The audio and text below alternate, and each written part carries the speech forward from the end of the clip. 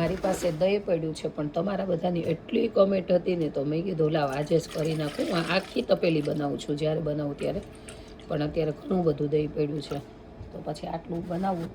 જો હું અત્યારે આ ગરમ મૂકું છું, હું તમને બતાવીશ. ગરમ મૂકું ને પછી ગરમ કર્યા પછી એને ચમચાથી હલાવવાનું હોય ને દહીં બનાવું છું. ઓકે, અને આ વિડીયો હું તમને ખાસ ઇન્ફોર્મેશન આપી દઉં. ઓસ્ટ્રેલિયા, કેનેડા, અમેરિકા એ લોકો બહાર રહેતા હોય ને એના માટે છે, પણ જોવાનો તો બધાને છે. ઇન્ડિયાવાળાની ખાસ જોવાનો છે. વ્યૂ ડાઉન ન જવા જોઈએ, પણ મેઇન ખાસ તો આના માટે છે. આજે તાવ આવે છે પણ છતાં મને એટલી કમેન્ટ મેં બેઠા બેઠા વાંચીને હમણાં ફોન હાથમાં લીધો ને મેં કીધું ઓર બાપરે આજને આજ બનાવવા દે દહીં.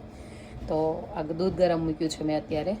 આટલો સરસ થઈ ગયો છે આપણો હલવો બદામનો મસ્ત. અને આમાં તમે હવે નટ્સ કે કેસર કે એલાયચી પાવડર નાખી શકો, મારે તો નથી નાખવાનું.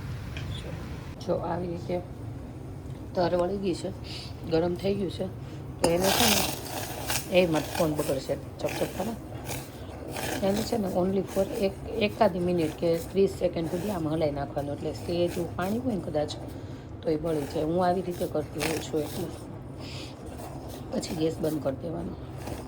અત્યારે તો ચાલુ જ ગેસ છે, ફૂલ જ ગેસ રાખવાનો અને હલાવી નાખવાનું દૂધ. એ ઉપર આવી મલાઈ થઈ જાય ને એને પહેલાં હલાવી નાખવાની. ઓકે, અને હા, તમે દર વખતે ટાઈમ પૂછતા હોય છું, નથી બોલતી. આપણું આ દૂધ છે ને મારે આખી તપેલી ભરવી ને તો 45 મિનિટ થાય ઠરતા.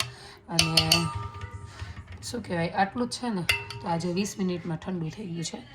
અને પછી એમાં જો આ રીતનું આમ દહીં છે.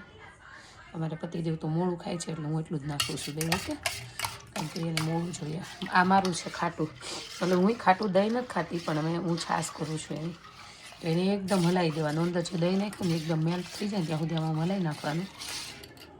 એવી રીતે બાઉલમાં લઈ લેવાનું. અને ખાસ યાદ રાખજો કે દૂધ એકદમ ઠંડુ ન થઈ જાય કામમાં ને કામમાં. એવું લાગે ને તો 2 વાર ભલે ચેક કરવું પડે, પણ કરજો. કારણ કે મારે જ હજી એવું થયું કે 30 મિનિટ થઈ ગઈ ને તો થોડું ઠંડુ થઈ ગયું. કારણ કે હું 45 મિનિટના વેમમાં હતી, પણ આખી તપેલી ભરી હોય એટલે. પછી છે ને આ ઓવનની પ્લેટ છે એમાં મેં મૂકી દીધું છે. અને એકદમ જાડું 4 વડો બ્લેન્કેટ કરી નીરાનો છે નાનપણનો, એને છે ને જો આવી રીતે આમ ઓવન મૂકી દેવાનું ઓવરનાઇટ.